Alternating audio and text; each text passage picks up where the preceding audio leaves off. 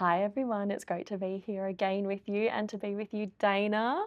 Always good to be here. Yes. Got a bit of a different format today. It is. We're on camera, so bear with us while we adjust to being recorded. We haven't really been on camera for this particular podcast, No. so it's a bit of a different experience. So we will talk to each other, but we'll also make sure we look at you, and that feels a little bit awkward because we're not normally used to talking to anyone but looking at each other. Presenter. Yeah, that's right. But Yeah. we thought this would be a really good way to talk about this final F word. Can't believe we're finally there. We are. And I think it's one that a lot of us think about. And so, a really important one. I know it's especially important for you, Dayna. Yes. Yeah. So future, I think future. If you haven't guessed. Future. Future is like one of those ones that you want to think about, but then you probably just want to suppress that thought and put it deep somewhere and not have to think about it. But it's Most probably definitely. something that still comes up in your mind, doesn't it? Yeah. 'Cause our kids do grow up to become adults one day.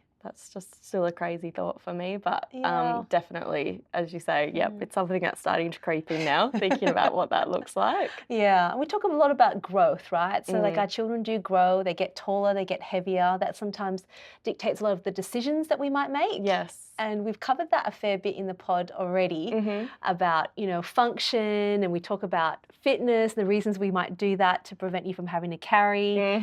So, we have thought about it along the way, but future in itself is just like staring down and kind of going, oh, what's there? Yeah. And it gets a little bit scary to put it back again. Yeah. Yeah, absolutely. You nailed it, Dayna. Nailed that. You can tell that this has been a conversation many parents have had with me, and I think it's something that's really important. So where would you like to start when it comes to future? I mean, I'd love to hear from your perspective, future, how you incorporate that in your thinking. Okay. Both within immediate sessions and then your broader planning and thinking. Okay, that's a really great place to start, because at the end of the day, if you're not thinking about future, there's probably not a whole lot of point doing what you're doing now. Yeah. Because what we're doing now is all about tying up what things might look like in the future. So where do our kids need to be? Like, therapy is all about planning for what you need next. Yes. So your future might be like next week, next term, next year, as they head into kindy, as they head into high school. Like, you're thinking about that next step. So therapy is kind of like, let's help to set the scene so that transition isn't like, what just happened? And then, because I think sometimes we think future, we go down to our 40s and the 50s, and I'm in my 40s, and you go, oh my gosh, this was the future I feared, and I'm here. So sometimes I think we think all the way to then, but I don't think that's always necessary. Future sometimes is just about tomorrow, next week, next month, next year. And so what do our kids need right now to make sure that future is the best it could possibly be for them? Yeah. And if we're not thinking about that, what you do right now is kind of like not particularly useful, because therapy is all about context. It's like, why do you do what you need to do? It's so that you can do something in a particular context. So for me, future is everything that Healthy Strides is about. It's everything that me as a therapist thinks about. And that's why we do research, is to kind of go, okay, how do we plan for the future? Because you as a parent can't necessarily think about all of those things, but our job is to sort of be there ready, so when we get to that place, we can help bring you through that. Yes. Yeah. Yes, I think that's huge. That's great, yeah. And I guess through all of that research, as I've learned, you're able to better understand what our child is going to look like in 2, 3, 4 years. As a parent who hasn't experienced that and who just can't see that, it's very hard for us to plan for things like that. So it's incredibly valuable for us to get that insight. Yeah, it just gives you some things to sort of really hook onto. Yeah. Because the reason why you might do research is we go, okay, we know that there's health consequences if you don't do X, Y, and Z. So let's make sure we put those in place to look after your future and your health. We know that the transition into going into high school is a really big one from a cognitive load perspective. So we might want to make sure that we have a wheelchair ready and in place, so that when you get to high school, you don't have to suddenly go, oh my gosh, they've got so much distance to cover and walk. They're so tired by the time they get there. Now let's look into a wheelchair. No. Yeah, wow. We look into that beforehand for you, so that we can plan that. Yeah. So yeah, it's really difficult to see that for yourself when you're in that moment. But research helps us to predict the future. When you think about everything that we do, it's always about like, okay, so next time we will do this. Yes. Next time we will do this, and that's all future talk. Yeah.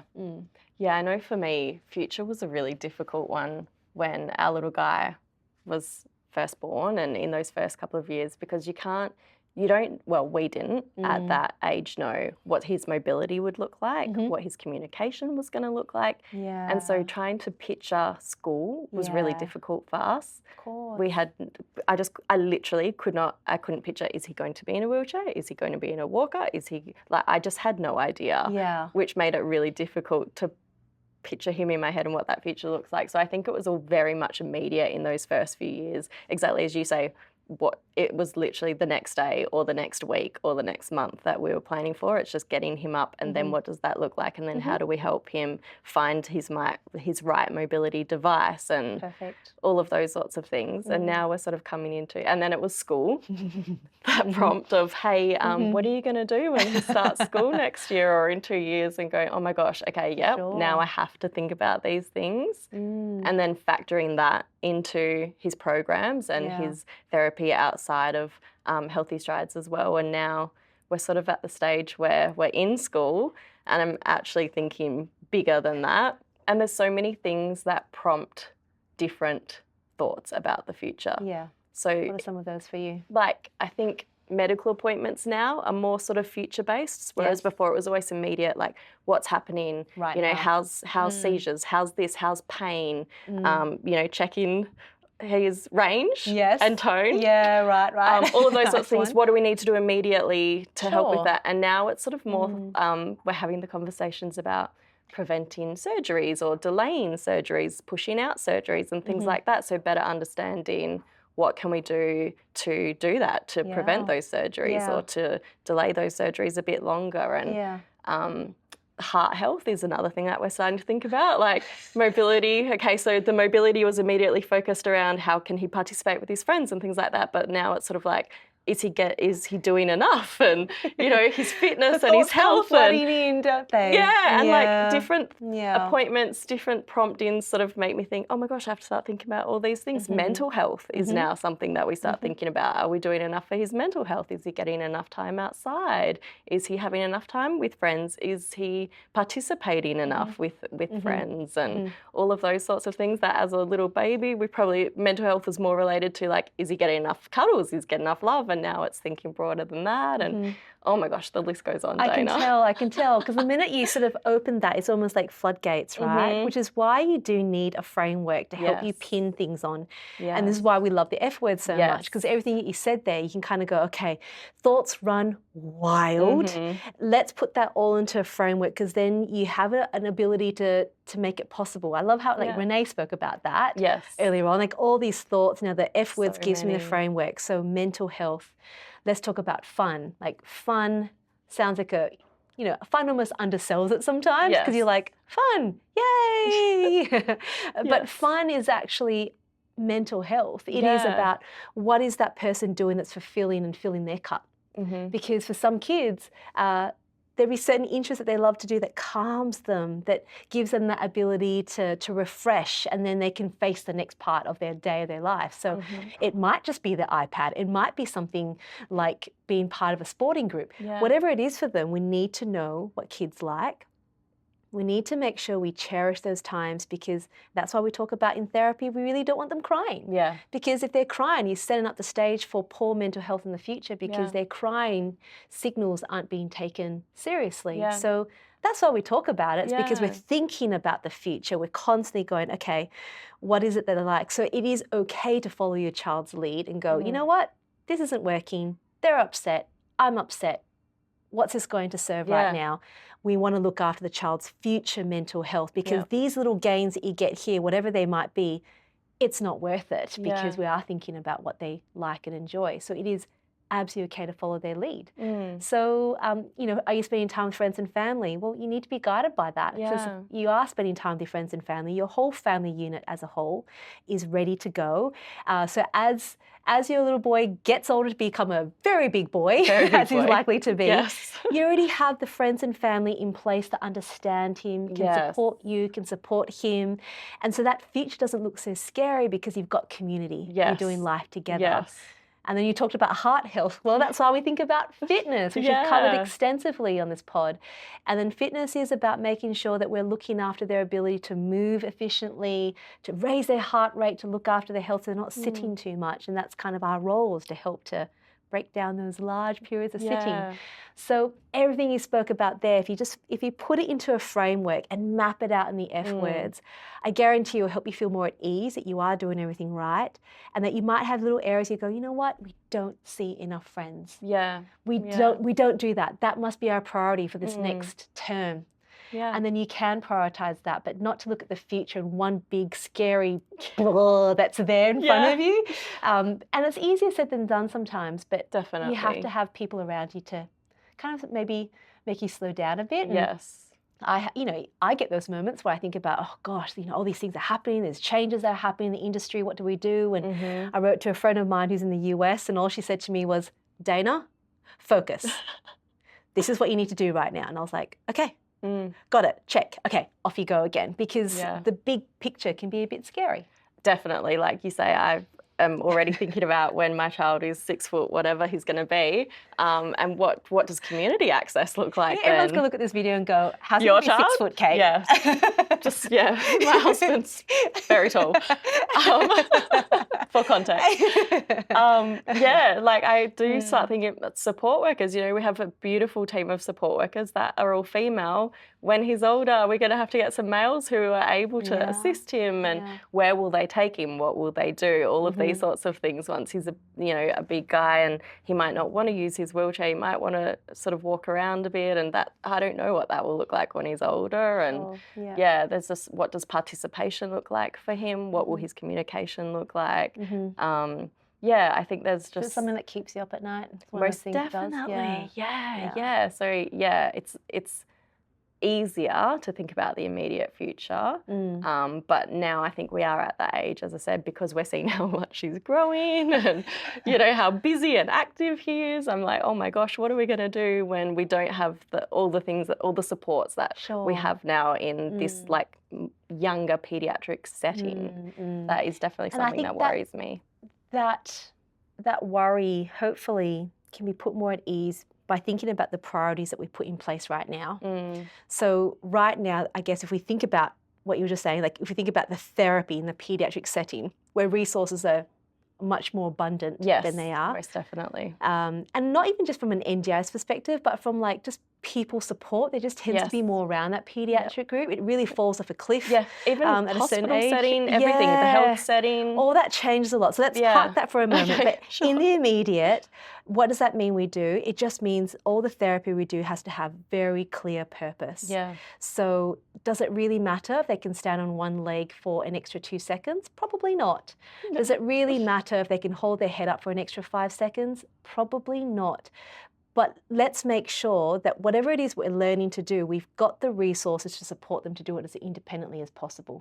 So for some children, what they can do by themselves might be quite limited, but let's make sure we put in place enough resource around that person so they've got the assistive technology, they've got the equipment, and you've got people trained, and you have like a way of training people, because the reality is people keep moving on, so you're constantly retraining. Let's think about how we can train that future so that more people have the skills to get to know your child as they become a teenager. So I think that's where our effort can be focused on too. You don't have to do it all in one hit. You've got like a good 15, 16, 17 years to do that. But that has to be part of our thinking. So, you know, can he wash his hands? You know, how is he going to the toilet? Or, you know, the real practical day-to-day skills. That now while he's little. Why are you trying to use 2 hands? Well, so that he can do that. You know, like that's what we're trying to think about each time. So our goals need to be really nicely sort of supported for an overall big goal. You know, kind of where you're headed. And it might take a few years, but that's okay. We've There's got enough a few time years. and resources to bring together for that. So it's just a matter of having really good conversations with your therapist, planning out where you'd like it to be. Or if you're not sure, then let's take each step, one bit at a time, but we can learn from previous experience. Yes. Yeah. And I think that's the important part. Yeah. And I think you touched on it as well, the talking about it with therapists. Yeah. Because, Sometimes I think it's those conversations that have definitely opened me up to thinking about a lot of the things, talking to therapists and doctors. And as I said earlier, it's not until we have those conversations that you do. So asking for that guidance of, hey, what's this going to look like in 3 or 4 years, instead of just focusing on that immediate, I think that is going to be important, asking for help. And just a bit at a time. Yeah, sure. I think when you start to feel that overwhelm, which we are all going to feel, it's just a matter of paring it back. But on that, I think the big part is, where do they go even from a therapy perspective? Yeah. Because a lot of services are starting to sort of transition a little bit more, so that, they see kids around 18, and it does look a little bit different the older they get as well, because it's all about sort of future life, where they're going to head. Is it employment? What hobbies? What community are they going to be a part of? And I think that's a really big question, and we've been asking that question a lot as well, and so now I've been a therapist for, like I keep saying, over 20 years. Wow. So it means a lot of my kids have now all grown up to become adults or about to become adults. And even I go, where are we going to support you? Because you don't have enough time to think about those transition elements in the midst of high school when they're 15 or 16. So you're just trying to get through that. Yes, I can definitely see how that, And you're thinking about, hospitals when that finishes up as well. So you're kind of going, there's a lot happening in those 3 years. How can I possibly think about what happens on the other side? And so we've come up with a bit of an answer. Okay. Have you heard a little bit about this? I've briefly heard, but I'm excited to hear what you've got to tell me. Well, based on so many experiences that our children and families have been talking about, exactly what you've been saying as well. It's like, what's happening for the future? We also have been thinking about the same thing, and we are primarily pediatric, but in our mission statement, I do say children and young adults, because I've never really wanted to let go of anyone. And they don't want to let go of you. Yeah, that's really hard to think about where we transition, but services look different. It shouldn't really be therapy anymore. It's not really in a pediatric setting. Yeah. So it needs to look very different. And for that reason, we've been talking to a lot of families, and we're going to start a new service, which is going to be called the Healthy Strides Community Hub. Love that. And the whole idea of that is to find a purpose-built space, which is where teenagers and young adults actually want to hang out.